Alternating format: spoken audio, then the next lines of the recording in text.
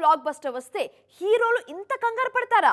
1000 కోట్ల సినిమా ఒకటి వస్తేనే ఇంతగా టెన్షన్ పడతారా? కెరీర్ విషయంలో ప్లానింగ్ పూర్తిగా గాడి తప్పుతుందా? కన్ఫ్యూజన్లో ఏం చేస్తున్నామనేది కూడా మర్చిపోతుంటారా? ఇంతకీ ఇవన్నీ ఎవరి విషయంలో జరిగాయి అనుకుంటున్నారా? Have a look on the story. కొందరు హీరోలకు కొన్ని సినిమాలు ఐకానిక్ గా అలా ఉండిపోతాయి. ప్రభాస్ కి బాహుబలి, అల్లు అర్జున్ కి పుష్ప, యష్ కి కేజీఎఫ్. ఈ సినిమాలతో తమ ఇండస్ట్రీలోనే కాదు పక్క ఇండస్ట్రీలోనూ జెండా పాతారు వీళ్లంతా. ఈ ఇమేజ్ ను బట్టే వాళ్ల కెరియర్ ప్లాన్ చేసుకుంటున్నారు. యష్ కూడా అంతే.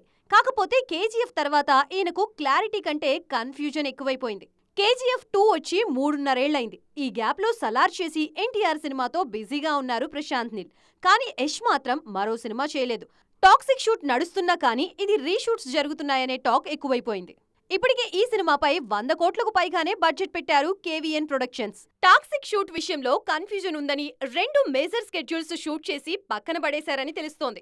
గీతూ మోహన్ దాస్ తెరకెక్కిస్తున్న ఈ చిత్ర షూట్ మొదలై 6 నెలలైనా కనీసం సగం కూడా కాలేదు. మరోవైపు రామాయణంలో రావణుడిగా నటిస్తున్నారు యష్. ఏదేమైనా కేజీఎఫ్ 2 లాంటి సినిమా తర్వాత ఇంత బ్రేక్ కెరియర్ కి మంచిది కాదేమో.